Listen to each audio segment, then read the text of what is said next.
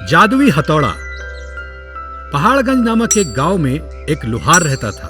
उसका नाम मदन था। वो दिन भर खेती के औजार बनाता रहता और अपना पेट पालता था। वो बहुत ही ईमानदार आदमी था। खाली समय में एक दिन वो जंगल जा रहा था तो उसने देखा कि एक हिरन जाल में फंस गया।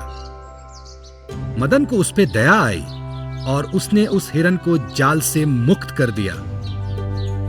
तभी हिरन मदन से बोलने लगी, हे सज्जन आदमी, तुमने मेरी सहायता की, मैं तुमसे प्रसन्न हूं। ये लो जादुई हथौड़ा, इससे तुम जो चाहो कर सकते हो।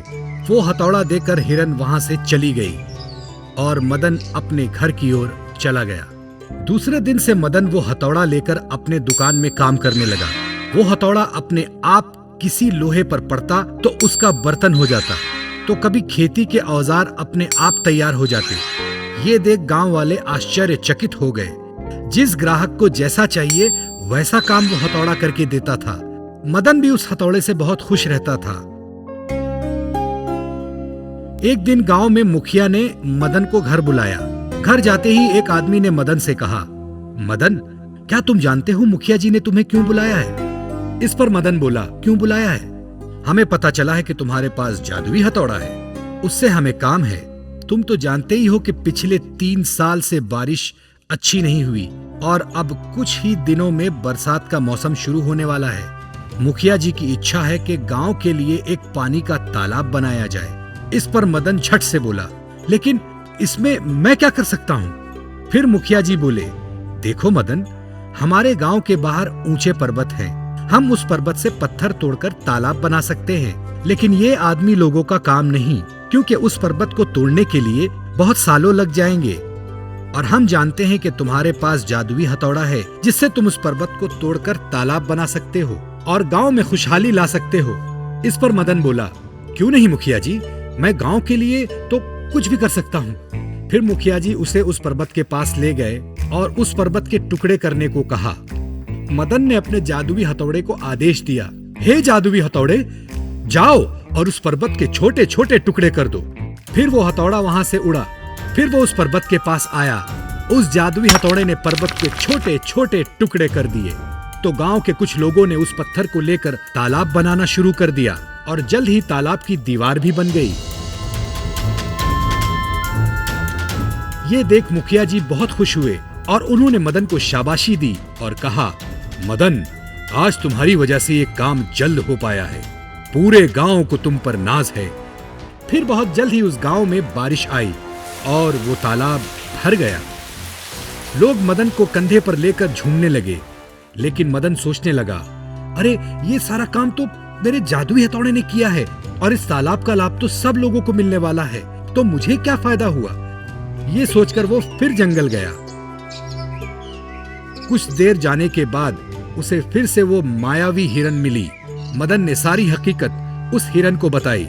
इस पर हिरन बोली, देखो मदन, तुम्हारा नाराज होना मैं समझ सकती हूँ, पर तुम अपने बुद्धि से इस हथौड़े का इस्तेमाल करके ज्यादा पैसे कमा सकते हो, लेकिन ये तुम्हें सोचना है कि हथौड़े से क्या क्या काम करवाना है। इसके बाद मदन ने हथौड़े का उपयोग सिर्फ खेती के औजार बनाने के लिए ही नहीं, बल्कि दूसरे कामों के लिए भी किया, जैसे बड़े बड़े पत्थर फोड़ना, बर्तन को बनाना इत्यादि। इससे मदन काफी अच्छे पैसे कमाने लगा और वो थोड़ी ही दिन में अमीर बन गया। तो बच्चों, क्या समझे इस कहानी से? हमारे पास जो चीजें होती हैं उसका मोल हमें पहचानना चाहिए, इससे हमें अच्छा लाभ मिलेगा। बहुत दिनों पुरानी बात है। एक गांव में 2 भाई रहते थे। एक बहुत अमीर था, उसका नाम हरि था, उसके पास सब कुछ था।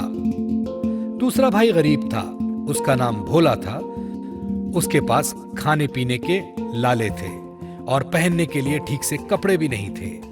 उसका परिवार भूख से तड़पता था। भोला ने सोचा, क्यों ना भाई के पास जाकर कुछ मदद मांगी जाए। जब भाई हरि के पास भोला गया तो उसने मदद करने से इनकार कर दिया। भोला बहुत दुखी हुआ। एक दिन भोला काम की तलाश में भटक रहा था। रास्ते में उसे एक बूढ़ा आदमी दिखा। उसके पास 3 पेटियां थीं। उससे वो पेटियां नहीं उठाई जा रही थी। भोला उसके पास गया। लगता है बहुत भारी है, क्या मैं आपकी कुछ मदद कर दूं? भोला ने पूछा। ठीक है बेटा, इसे उठा लो और मेरे घर तक ले चलो। हाँ बाबा। ऐसा कहते ही भोला उस आदमी के पीछे पीछे चल दिया और उस आदमी के घर तक पहुंचा। शुक्रिया बेटा, लेकिन मुझे बताओ तुम इतना परेशान क्यों हो? क्या कोई तकलीफ है? बाबा जी, मैं बहुत गरीब हूँ। एक वक्त का खाना भी नहीं मेरे पास, काम भी नहीं मिल रहा। तुम यहीं रुको बेटा, मैं अभी आता हूँ। वो आदमी घर में जाता है और साथ में एक पेटी लाता है। ये लो बेटा, ये पेटी तुम रख लो। पर मैं इसको लेकर क्या करूंगा? ये ऐसी वैसी पेटी नहीं है, जादुई पेटी है। इसे खोलते ही तुम्हें जो चाहे मिल जाएगा। जादुई पेटी? अरे वाह! लेकिन ये आप मुझे क्यों दे रहे हैं? बेटा, अब मुझे इसकी जरूरत नहीं, तुम्हें काम आएगी, तुम ले लो। अच्छा बाबा जी, भोला बोला। और सुनो, काम होने के बाद इसे बंद करना ना भूलना, नहीं तो अनर्थ हो जाएगा। शुक्रिया बाबा जी, अब मैं चलता हूं। भोला वो पेटी खुशी खुशी घर लेकर जाता है और जाते ही पत्नी को कहता है, ये देखो मुझे क्या मिला है। पत्नी बोली, ये कौन सी पेटी ले आए हो?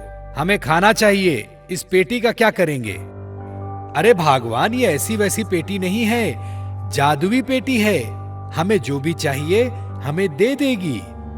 सच में? क्या अब हम कभी भूखे नहीं रहेंगे? पत्नी बोली। नहीं भगवान, अब बातें ही करोगी या इस पेटी का चमत्कार भी देखोगी? फिर भोला उस पेटी से कहता है, जादुई पेटी, हमें ढेर सारा खाना दो। पेटी खुलती है, उसमें से अलग अलग प्रकार के व्यंजन बाहर आते हैं। भोला और उसकी पत्नी ने पेट भर के खाना खाया और पेटी को बंद कर दिया। फिर उसने पेटी से रोज नई नई चीजें निकालना शुरू किया। कभी चावल, तो कभी अनाज, तो कभी दाल, तो कभी बाजार का सामान। धीरे धीरे उसकी गरीबी दूर होने लगी।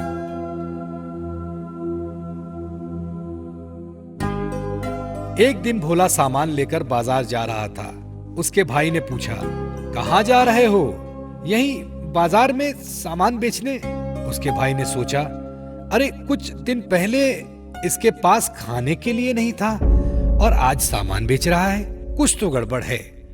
तब भी तो मुझसे मदद मांगने आया था, आज इसका पीछा करता हूं। भोला जब सारा सामान बेचकर घर जाता है, उसका भाई उसके पीछे जाता है और खिड़की से झांकता है। भोला और उसकी पत्नी उस जादुई पेटी से अलग अलग सामान मंगवा रहे थे। उसका भाई ये सब देख लेता है। अच्छा, तो ये बात है, जादुई पेटी, ये तो बहुत अच्छी चीज है। वो जादुई पेटी मुझे चाहिए, वो भी आज। रात होते ही हरी चुपके से भोला के घर से वो पेटी चुरा कर भाग जाता है।